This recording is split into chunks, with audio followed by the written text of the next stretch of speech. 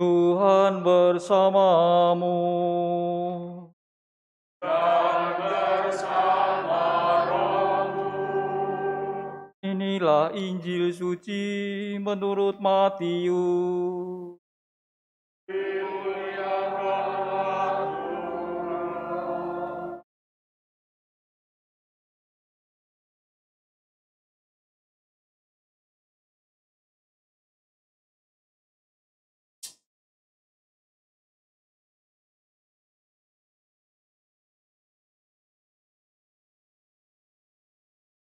Pada zaman pemerintahan Raja Herodes, sesudah Yesus dilahirkan di Bethlehem di tanah Yudea, datanglah orang-orang Majus dari timur ke Yerusalem. Mereka bertanya-tanya, "Di manakah dia, raja orang Yahudi yang baru dilahirkan itu? Kami telah melihat bintangnya di timur, dan kami datang untuk menyembah dia." Mendengar hal itu, terkejutlah Raja Herodes beserta seluruh Yerusalem. Lalu dikumpulkannya semua imam kepala dan ahli Taurat bangsa Yahudi. Kemudian dimintanya keterangan dari mereka di mana Mesias akan dilahirkan. Mereka berkata kepadanya, "Di Bethlehem di tanah Yudea, karena demikianlah ada tertulis dalam kitab Nabi. Dan engkau, Bethlehem di tanah Yehuda, engkau sekali-kali bukanlah yang terkecil di antara mereka yang memerintah Yehuda, karena dari engkaulah akan bangkit seorang pemimpin yang akan mengembalakan umatku Israel." Lalu dengan diam-diam Herodes memanggil orang-orang Majus itu dan dengan teliti bertanya kepada mereka kapan bintang itu tampak.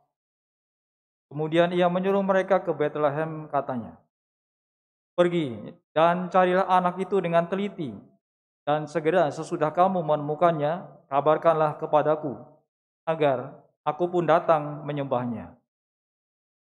Setelah mendengar kata-kata Raja Herodes, mereka pun berangkat.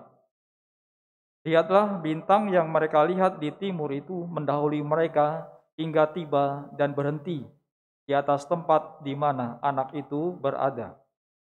Ketika melihat bintang itu, mereka sangat bersuka cita. Mereka masuk ke rumah itu dan melihat anak itu bersama Maria ibunya. Lalu mereka sujud menyembahnya. Mereka pun membuka tempat harta bendanya dan mempersembahkan persembahan kepada anak itu, yaitu emas, dupa, dan mur. Kemudian karena diperingatkan dalam mimpi agar jangan kembali kepada Herodes, mereka pun pulang ke negerinya melalui jalan lain. Demikianlah sabda Tuhan. Terpujilah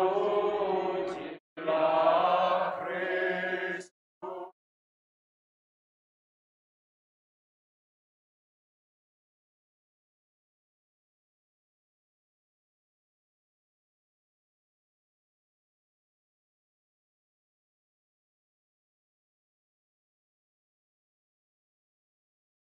Saudara-saudari, anak-anak yang dikasihi Tuhan, Paus Benediktus ke-16 yang baru saja berpulang dan juga baru saja dimakamkan, pernah memberikan pesan dalam homili pada 6 Januari 2013. Beliau mengatakan, orang Majus adalah orang-orang dengan hati yang gelisah. Mereka dipenuhi dengan harapan, tidak puas dengan penghasilan mereka yang aman dan tempat terhormat mereka dalam masyarakat. Mereka adalah pencari Tuhan. Itu pesan dari Paus Benediktus ke-16 yang dapat kita ingat. Dan Paus Fransiskus juga memberikan pesannya saat homili pada hari raya Epifani 6 Januari 2022. Saya mengutip beberapa pesan dari Paus Fransiskus tersebut. Saudara-saudari, anak-anak terkasih, seperti orang Majus, demikian juga bagi kita, perjalanan hidup dan iman menuntut keinginan yang dalam dan semangat batin. Terkadang kita hidup dalam semangat diistilahkan tempat parkir, atau kita berhenti. Parkir itu kan berhenti, tanpa ada dorongan keinginan untuk maju. Sebaiknya kita bertanya, di manakah saat ini perjalanan iman kita? Kita dapat melihat dalam diri kita sendiri dan bertanya, bagaimanakah perjalanan iman saya? Apakah iman saya sedang berhenti atau bergerak? Jika kita ingin bertumbuh dalam iman, kita harus memulai dari awal. Ini perlu dipicu oleh keinginan untuk menerima tantangan dan memasuki hubungan dengan Tuhan. Apakah hati saya masih membara dan merindukan Tuhan? Atau saya membiarkan kekecewaan dan memadamkan api kerinduan itu? Kalau saya menambahkan perenungan ini adalah, apakah kita ini masih ada rasa rindu untuk ikut Ekaristi, untuk ikut misa? Ketika ada kerinduan untuk ikut Ekaristi, ikut misa setiap Sabtu atau Minggu, itu menggerakkan kita untuk datang ke gereja setiap Sabtu atau Minggu, ikut misa, ikut perayaan Ekaristi. Apapun kesulitan, apapun tantangannya, akan berusaha ikut misa, kan ada rasa rindu dalam hati. Saudara-saudari, anak-anak terkasih, kita diajak untuk kembali memupuk keinginan kita. Kita dapat belajar dari para Majus yang kita dengar dalam Injil tadi. Mereka itu penuh dengan keberanian. Mereka seakan mengajari kita bagaikan sekolah iman yang sejati. Kita akan melihat langkah-langkah yang orang Majus itu ambil, dan kita dapat mengambil pelajaran dari mereka. Mereka berangkat dengan tuntunan bintang. Orang Majus mengajari kita bahwa kita perlu memulai yang baru setiap hari dalam kehidupan, seperti halnya dalam iman. Karena iman bukanlah baju zirah. Setahu saya baju zirah itu adalah baju perang, lapisan pelindung. Iman bukanlah baju zirah yang membungkus kita. Sebaliknya, ini adalah perjalanan yang menarik, gerakan yang konstan dan menggelisahkan, selalu mau mencari Tuhan, selalu melihat jalan kita ke depan. Lalu kemudian di Yerusalem orang Majus bertanya, di mana anak itu dapat ditemukan? Dari sini orang Majus itu mengajari kita perlu bertanya, kita perlu mendengarkan suara hati dan nurani kita, karena di sanalah Allah berbicara kepada kita. Dia menyapa kita lebih banyak dengan pertanyaan daripada dengan jawaban. Kita harus mempelajari dengan baik. Tuhan berbicara kepada kita lebih banyak dengan pertanyaan daripada jawaban. Kita tergerak oleh pertanyaan anak-anak kita dan oleh keraguan, harapan, dan keinginan setiap orang, baik pria dan wanita pada zaman kita. Maka kita perlu pertanyaan-pertanyaan yang menghibur. Lalu orang Majus juga mengajarkan kepada kita bahwa kita membutuhkan iman yang berani, iman yang tidak takut untuk menantang logika kekuasaan yang jahat. Dan kemudian di bagian akhir sabda tadi dari Injil Matius, kita mendengar sabda yang mengatakan orang Majus itu kembali melalui jalan lain. Menjadi tema Natal 2022 juga. Pulanglah mereka kembali menuju jalan yang lain. Ini ya, gambarnya ini, lalu di situ temanya di bawah itu. Diambil dari situ. Nah, orang Majus itu menantang kita untuk mengambil jalan yang baru. Di sini kita mau terbuka kepada Roh Kudus, aktivitas Roh Kudus yang selalu memunculkan hal yang baru. Dan itu juga menjadi salah satu tugas sinode yang saat ini kita emban dengan melakukan perjalanan bersama dan saling mendengarkan. sehingga Roh Kudus dapat menyarankan kepada kita cara dan jalan baru untuk membawa Injil kepada hati mereka yang jauh, acuh tak acuh atau tanpa harapan, namun terus mencari apa yang ditemukan orang Majus, suatu sukacita yang besar. Kita harus selalu bergerak maju. 2023 memang akan dilaksanakan sinode, yaitu artinya berjalan bersama. Paus Fransiskus yang kemudian mengajak kita semua melakukan sinode atau berjalan bersama. Lalu kemudian di akhir perjalanan orang Majus itu, datanglah saat yang puncak ketika mereka tiba di tempat tujuan menemukan bayi Kristus Sang Juru Selamat. Mereka itu sujud dan menyembah anak itu. Mereka menyembah. Lalu janganlah kita juga melupakan ini. Perjalanan iman menemukan kekuatan dan pemenuhan yang diperbarui hanya ketika itu dilaksanakan di hadirat Allah. Hanya jika kita memulihkan selera kita untuk menyembah, keinginan kita akan dinyalakan kembali. Hasrat membawa kita pada penyembahan dan penyembahan memperbarui hasrat kita. Karena kerinduan kita akan Tuhan hanya mampu tumbuh ketika kita menempatkan diri di hadirat-Nya. Karena hanya Kristus yang menyembuhkan keinginan kita. Dari apa? Dari kekuasaan kebutuhan. Maka saudara-saudari, kita perlu mengusahakan yang namanya penyembahan. Penyembahan yang kita kenal itu adalah adorasi dalam keheningan yang mungkin kurang biasa bagi kita, adorasi penyembahan. Tapi kita diingatkan Paus Fransiskus untuk mengupayakan penyembahan. Penyembahan atau adorasi itu dapat kita lakukan kapanpun ya. Kita dibantu karena kita punya tempat adorasi di sana itu. Ada Sakramen Maha Kudus.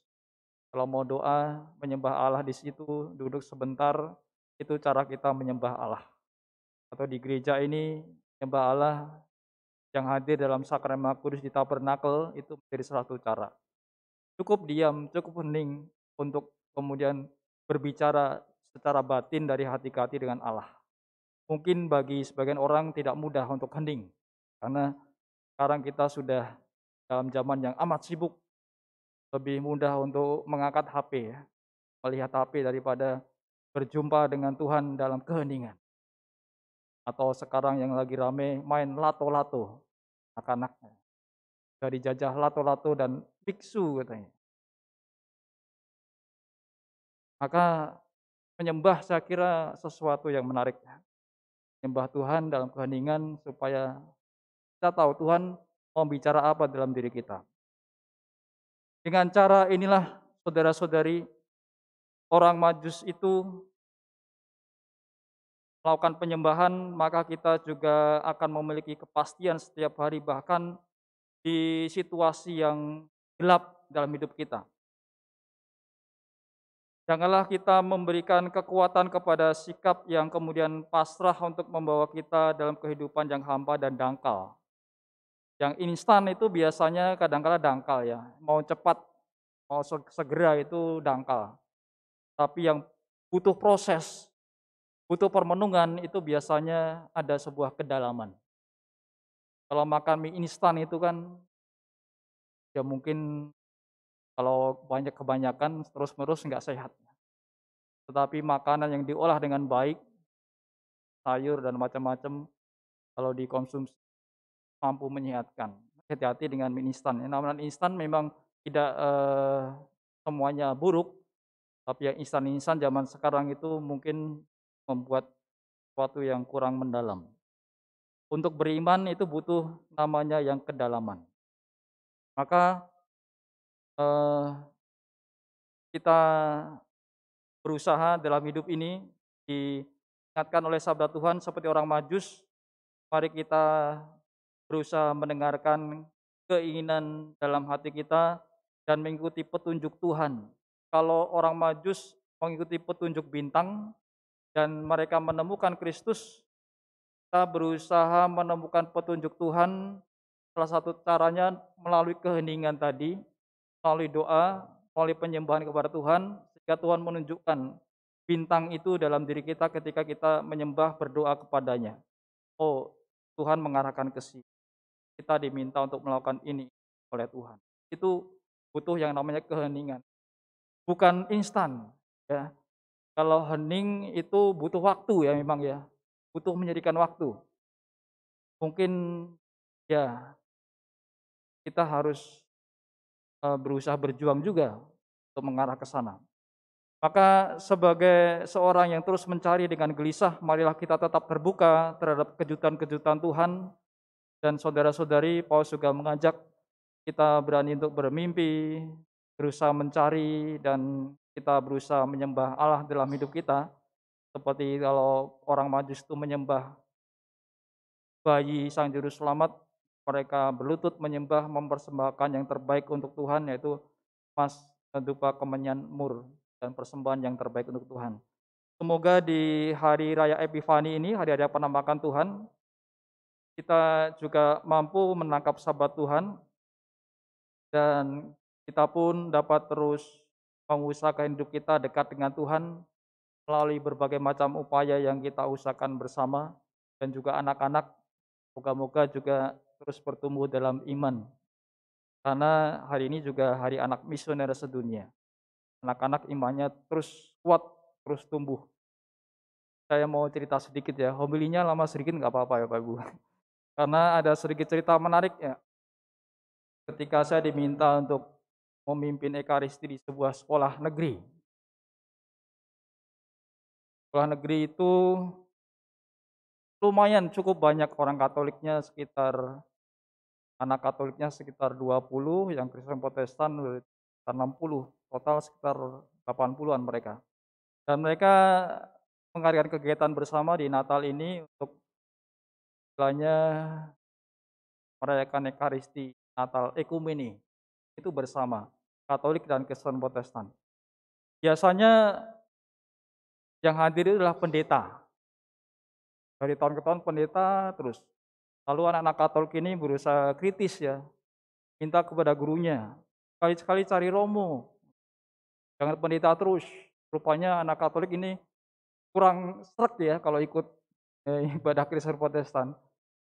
Mungkin nggak biasa mereka. Kalau Katolik biasanya kita seperti ini, tenang. Mungkin mereka puji-pujian, bosan. Lalu kalau ada homili atau khotbah ya, khotbah dari pendetanya kadang-kala membosankan, yang mereka mungkin juga nggak tahan. Kalau homili saya kan singkat ya, 2 menit, 12 menit. Sekarang sedikit lama sedikit karena ada cerita ini ya. Nah, ketika saya datang ke sekolah, guru itu berkisah ya bahwa ternyata anak-anak yang sekolah di sekolah negeri itu nggak gampang untuk belajar agama. Apalagi kalau mereka nggak punya guru agama. Dan guru agamanya hanya yang guru agama Kristen, mereka pasti mendapat pelajarannya agama Kristen Protestan. Dan itu ada anak-anak yang nggak merasa cocok ya. Biasanya Katolik tapi diajarkan Kristen Protestan ya. Maka eh, nggak nggak masuk ke mereka. Saya tidak ingin menjelek-jelekan ya Kristen Protestan, tapi ini kenyataan cerita dari guru itu. Kemudian syukur bahwasanya kemudian datang guru Katolik. Itulah anak-anak merasa terhibur. Syukur Bapak datang, ya kita dapat belajar Katolik. Ketika ada belajar agama, mereka kemudian ya belajar secara Katolik. Tapi itu di sekolah yang menurut saya termasuk terbuka.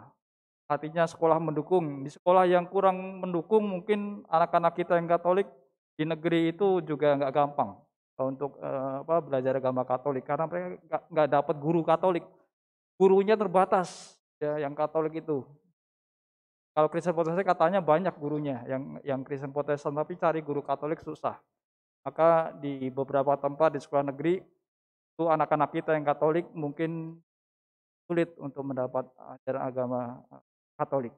Nah, disitulah kemudian anak itu berani bilang kepada gurunya, kepada sekolah, untuk sekali-kali kami ingin dengan romo, dengan ekaristi. Biasa ya, anak-anak itu sukanya mendadak kan. Yang saya katakan instan tadi. Mereka baru merancang Senin kemarin, Bapak Ibu Saudara-saudari. Maka bayangkan, Senin acaranya, kemudian Sabtu ini ibadat cari romo kan susah ya, kalau di gereja Katolik. apalagi Sabtu. Mereka sudah cari ke Kramat, ke Matraman, ke Jati Bening, kemana-mana nggak ketemu. Artinya rezeki saya, dapat saya ya. Ya saya berusaha mencari waktu atau gimana, bukan rezeki, tapi saya juga sulit juga dalam waktu dekat harus nanti ngomong apa nih sama anak-anak ya ketika misa. Tapi ya ada acara tetap di paroki, tapi saya berusaha menyempatkan sedikit untuk misa di sekolah itu. Dan itulah pertama kali sekolah itu mengundang Romo untuk misa Natalan. Dan saya juga pertama kali misa di sekolah negeri. Bagi saya luar biasa. Maka kalau ada anak-anak ini ada di sekolah negeri, silakan mengundang Romo ya sekali-kali. Supaya anak-anak juga mendapat penyegaran secara Katolik. Nah itulah situasinya saudara-saudari, ada keprihatinan di satu sisi dalam hal iman anak-anak ini di sekolah negeri. Di sisi lain ada juga bersyukur kalau mendapat guru agama Katolik dan mereka mendapat bimbingan yang baik sehingga iman mereka tetap bertahan terus bertumbuh. Di hari anak misioner ini, moga-moga anak-anak kita yang di sekolah negeri itu juga dapat terus bertumbuh dalam iman. Orang tua pasti berperan di sini. Kalau anak susah mendapatkan pelajaran Katolik, orang tua harus berusaha mendampingi anak-anak dalam hal iman Katolik.